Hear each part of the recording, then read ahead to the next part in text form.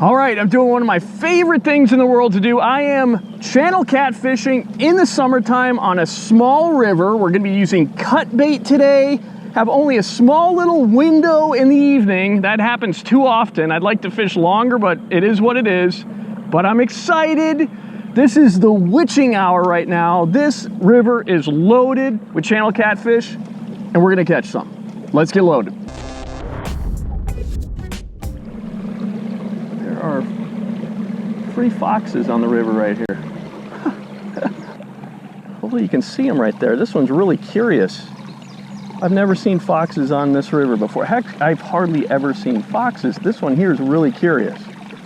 There's one over here too. Oh my God, I love this river.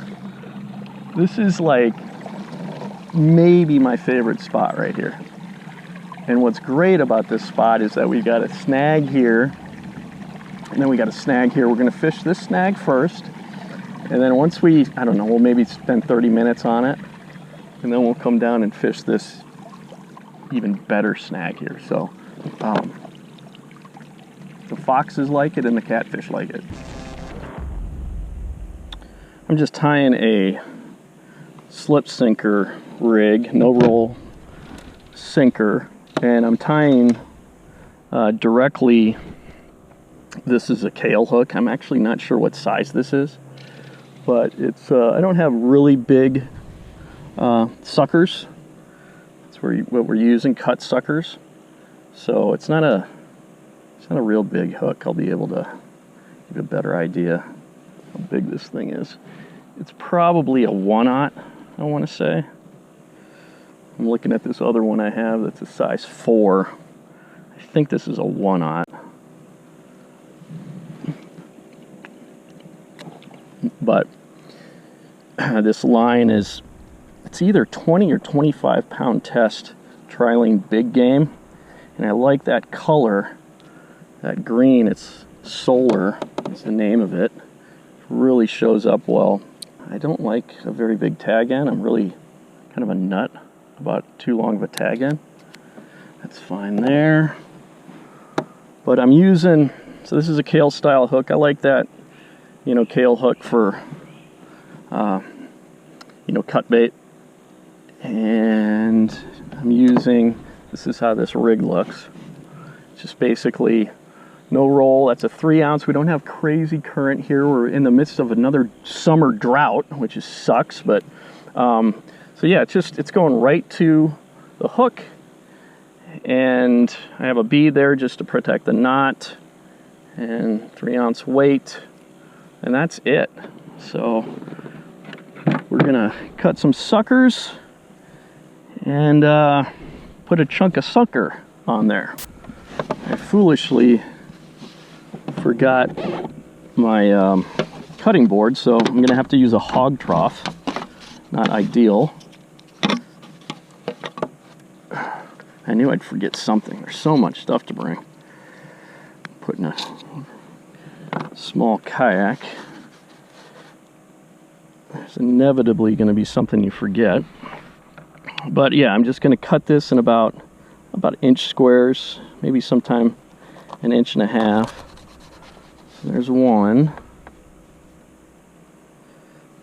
And let's see here. We'll cut this one about that size. And this one we'll just cut off the very end of the tail, throw that away. So now we have 2 places where we got oozing of scent going on. So that is it. That is going to be my cutting board today. Put that there. This can just stay. We're going to just keep that up there. And then I'm going to kind of, notice this drags a little loose. Tighten this thing up a little bit more. But yeah, I want that pretty tight. That's tight now. This, you know, you want to be able to get these catfish out of these snags as quickly as possible. They'll run a lot of times right back into the snag, so you really want to have your drag set tight. And just, you know, you got to bear down on them to get them away from all that stuff. So I'm just going to rig this like so. I'm going to kind of go at an angle. I've seen people where they talk about going at an angle. There's less chance of the sucker kind of flipping over on the hook point and messing up your hook sets. So we're just going to try it like that and give it a whirl. That looks really, really good. I'm very, very excited. And here we go. I'm just going to present this this bait just probably about probably about 2 feet from the snag, and that scent's going to wash down into the snag, alert the catfish that it's there. They're going to come up, and it's going to be go time. I got a clicker on here. We're going to set the clicker. This should be fun.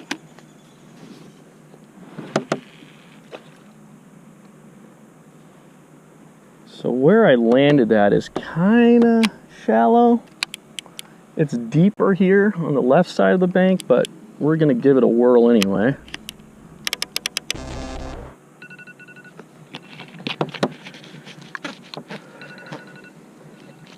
All right, well,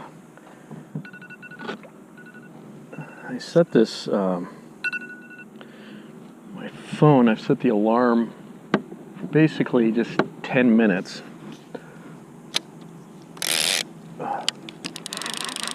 I don't want to stay too long in one spot. I think I was a little bit shallower there. I need to be deep on this side, on this cut bank here. Much better.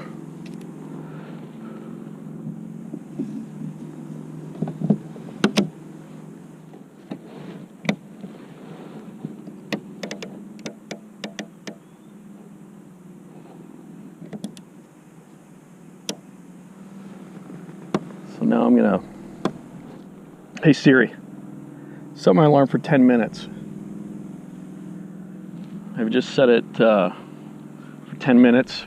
Again, new location. I don't, in the summertime, I do not, waste too much time in one location of a snag. If I'm not getting bit, in 10 minutes, I move to, I make another presentation on that snag. So that's basically in the summertime how I fish these snags on this river.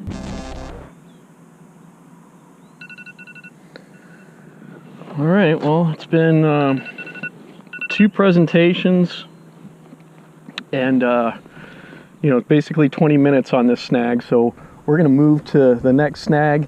I think this snag actually is too shallow. I've actually never fished this snag. Now I don't think I will again, because it's just, it feels like it's just too shallow. So this snag down here is awesome. I've caught big fish out of this snag, and it's deeper. So the sun is down. And really, we're just fishing in the afterglow right now, so we got to get going.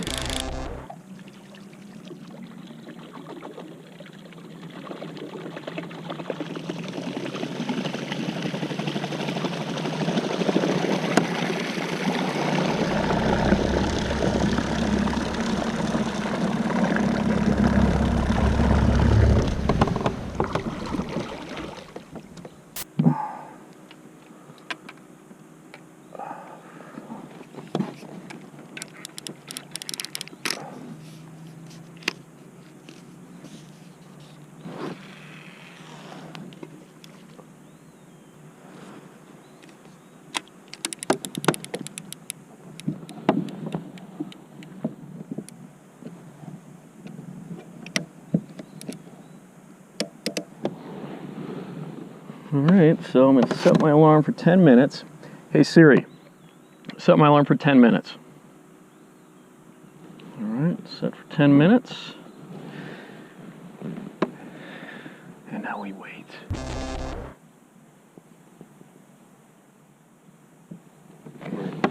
Getting a bite. Getting a bite.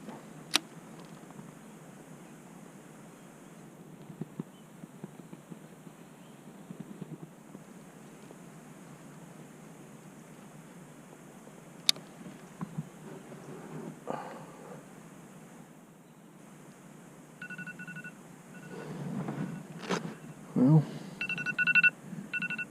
10 minutes. I need to test this here. Could be a fish on here. I'm going to set the hook. And if there's nothing, we're going to just make another presentation. Nothing. And no bait, so I got robbed. So we're going to put a fresh piece of cut bait on here. And we're going to use a head. Supposedly heads are good, so I'm fine with using a head. I'm going to just kind of, I don't know, go on the back here. Hopefully that'll be all right. Don't have a whole lot of time. There's different ways to hook the head on, but I feel like that's probably the best way to go. With a limited amount of time to think about it. I'm going to move in a little bit closer, a little shallower, right there. See how that works.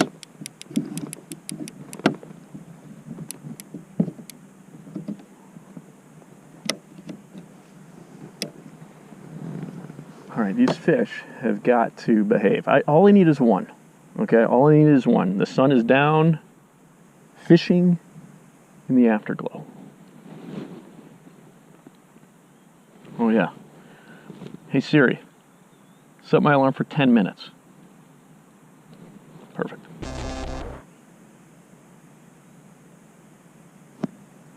This rod is bouncing around, but it's not taking the...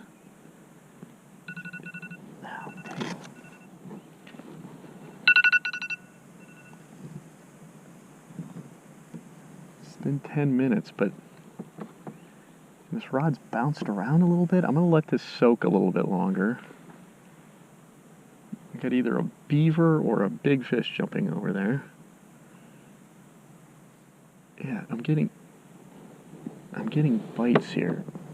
I don't know what this is, but we're going to put this rod upon my hand. Got him. Got him. Got him. This is a big fish. And this is why you need this big rod. I got him out of the cover. Oh, this is a big fish. I'm telling you, you gotta get him out. It's just, this is a big, medium, heavy, beefy rod. I mean, he's just there's always big. This is a big catfish. You just, oh my God.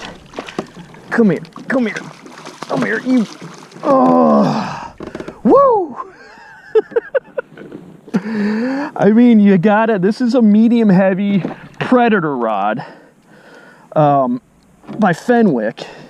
It's a medium heavy 8-foot rod. It's a big beefy rod, but I'm telling you, these catfish are so mean that you gotta get them out of there as quickly as you can, or you're gonna get snagged. So you need a really stout rod to pull them out of there. Look at this. Oh my God, this is so much fun. Oh, look at this big, beautiful channel cat. Oh, I love this so much. This is legitimately one of my absolute favorite things to do. It is one, I mean, it is so darn fun. And now I'm gonna have to like net them again because I'm just an amateur. Oh my God. Come here, buddy. Oh, it's so much fun. I have so much confidence in this spot too. This hole has been so good to me through the years. And it's got plenty of depth, you know. I think it's probably out here, you know, near the edge of it. Oh my God, what a mess. It's about 6 foot deep, you know, which is pretty deep for this river. Let me just kind of try to organize this a bit. I'm a bit discombobulated, as you can imagine. But, yeah, let's take a look at this guy. Oh, hello, you beautiful, beautiful animal. let's wow, wow, I mean, you can almost, like, they're so strong. People have no idea just how strong these fish are. I really don't know how to tell the difference between a male and a female channel cat, but I believe that's a male. He's just got a big head on him. But I'm not. I really got to figure out how to tell the difference between a male and a female channel cat. But this is a good one. That's what's important. Isn't that awesome? That is so awesome. Totally worth it. You know, I didn't have much time. Came out here to my favorite snag and success. That is so much fun. If you've never done this, I mean, that is just a big channel cat, man. You know, for a small river. I feel so lucky to be able to fish this river on a pretty consistent basis and catch fish like this. So let's let this guy go. All right, thank you, buddy. And he's off. Should we, I mean, let's, you know, there's not any light, but I got this light. I got a, you know, a headlamp. Let's just try to catch another one.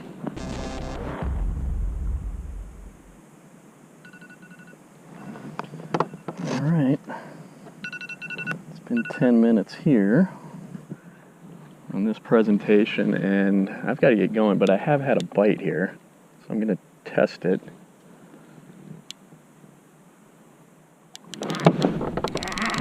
Nothing. All right, well, that's all right. That's all right. Great night. I am tickled. I caught a good catfish. And as far as I'm concerned, it's a success. Saw some foxes. Caught a, I mean, a beautiful catfish. I'm tickled. I am absolutely tickled. Oh, I love the summer. I love this river. I love channel catfish. And I am just very pleased that you came along and joined me here. Oh, gosh, I love this. This is just so much fun. If you haven't done this, you need to give it a shot. Just, you know, the summertime, small rivers, find yourself a snag. It needs some depth, and it needs current moving through that snag. You don't want to be in the slack area of the snag. You want that current moving through. Present the bait, you know, 2 feet, a foot, 2 feet away from the snag. The catfish will come up to it, and it's on. So that's it. I hope you've enjoyed this video, and I will see you next time.